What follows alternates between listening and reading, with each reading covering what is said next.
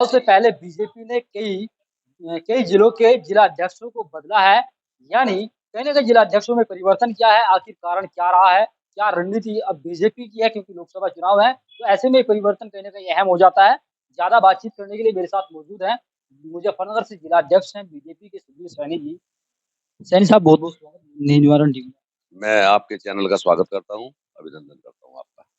किस तरह देखते हैं जिस तरह से अब परिवर्तन देखने को मिला है लोकसभा चुनाव से पहले, तो कहीं न कहीं विपक्षी पार्टियों की ओर से तरह-तरह की प्रतिक्रियाएँ इस परिवर्तन को लेकर आ रही हैं, क्या कहेंगे? भारतीय जनता पार्टी विपक्षी पार्टियों के आधार पर नहीं चलती।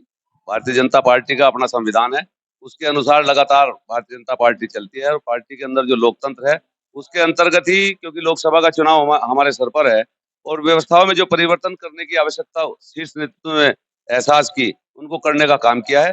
जहाँ-जहाँ भी आवश्यकता हुई, वहाँ मैं समझता हूँ कि शीर्ष नेतृत्व ने संगठन में कुछ बदलाव की व्यवस्था की है। आज हमारा अभी 26 तारीख से 2 अक्टूबर तक का हमारा बूथ सशक्तिकरण का अभियान चला हुआ है।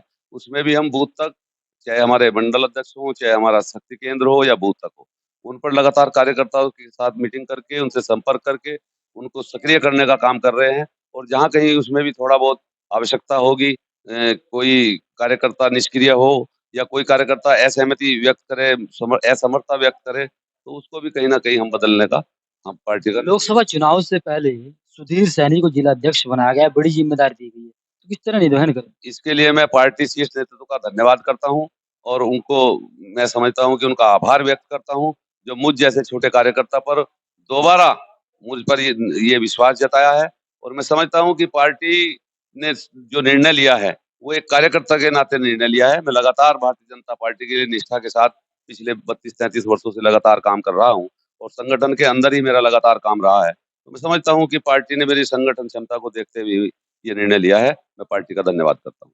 देखिए, जिस तरह से एक कहीं न कहीं नई संसद का कहीं न कहीं तैयार हुई और शुरुआत हुई, तो वहाँ से एक सांसद द्वारा कहीं न कहीं एक इस तरह का बयान सामने आता है, जो काफ़ी कहीं न कहीं निंदनीय है और तमाम विपक्षी पार्टियाँ उसको लेकर सरकार को घेर रही हैं। रमेश बिधूरी के बयान को लेकर क्या कहेंगे? वो उनके बीच का मामला है, उस विषय में मैं समझता हूँ कि मुझे कुछ नहीं बोलना चाहिए और ना ही मैं उसमें कुछ कहना चाहता हूँ। लोकसभा चुनाव को लेकर क्या रणनीति है? किस तरह मतलब आगे बढ़ा जाएगा? क्या कहेंगे? निश्चित रूप से लोकसभा चुनाव को लेकर के रणनीति लगातार तैयार की जा रही है।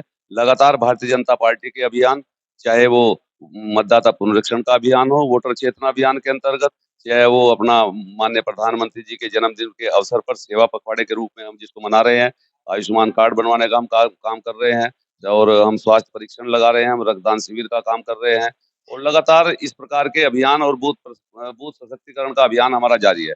इसके अतिरिक्त भारतीय जनता पार्टी की केंद्र में सरकार हो चाहे प्रदेश में सरकार हो, केंद्र की सरकार के द्वारा जन कल्याण की नीतियां, चाहे वो मैं समझता हूं कि जनधन योजना से लेकर के आज आयुष्मान भारत तक जितनी भी जन कल्याण की योजनाएं हैं, उनको हमने पंक्ति में खड़े अंतिम व्यक्ति तक पहुंचाने का काम किया है।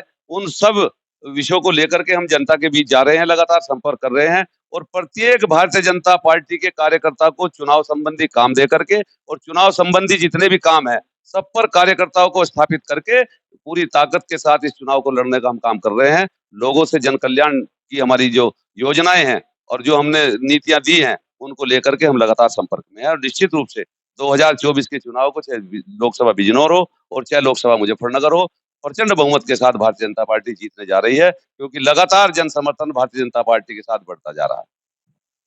बीजेपी की एक रणनीति होती है कि धरातल पर जाकर काम किया जाए, यानी बूथों को मजबूत किया जाए, जो धरातल से जुड़े कार्यकर्ता हैं, उनके बीच जो वो कुछ मतलब बड़े नेता वे पहुँचे और कहीं न कहीं जो संवाद है, वो स्थापित करें। ऐसे में कहीं न कहीं जो बीजेपी का ये जो ये रूल था, एक कहीं न कहीं प्रभावशाली नज़र अन्य चुनाव में भी। क्या इस चुनाव में कितना प्रभावशाली है? पूरा प्रभावशाली रहेगा। भारतीय जनता पार्टी के प्रत्येक जनप्रतिनिधि को और प्रत्येक वरिष्ठ नेता को अब जनसंपर्क में लगाया गया है। अभी भी हमारा अनुसूचित बस्तियों में संपर्क अभियान चला हुआ है। आज मैं भी पास के गांव सिकंदरपुर में अभी अनुसूचित बस्ती में जाने वाला हूं और हमारे सारे जनप्रतिनिधि आज भी पूरे क्षेत्र के अंदर पूरे मैं समझता हूं कि ये हमारा पूरे प्रदेश का अभियान है।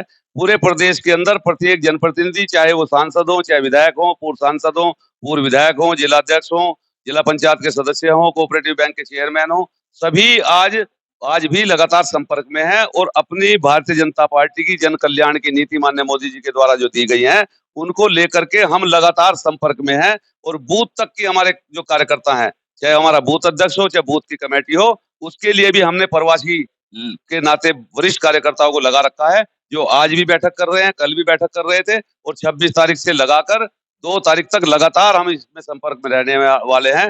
भारतीय जनता पार्टी के पदासीन बूथ तक के कार्यकर्ता के पास हमारे वरिष्ठ कार्यकर्ता जाने वाले हैं और आम जनसंपर्क के लिए भी हम लगातार संपर्क में है, जिस प्रकार से हमारा अब अनुसूचित बस्तियों में संपर्क चला हुआ है। ये थे मेरे साथ नवनियुक्त जिला अध्यक्ष हैं बीजेपी के। तो ऐसे में साफ तौर से कहना है कि जिस तरह से पार्टी ने आभार व्यक्त किया है, उसका शुक्रिया अदा करते नजर आ रहे हैं और कहीं न कहीं लोकसभा चुनाव को लेकर रणनीति तैयार है और पूरी तरीके से कहीं न कहीं इस रणनीति को मजबूत करने के लिए तैयारी की जा रही है। मैं तस्लीम राणा,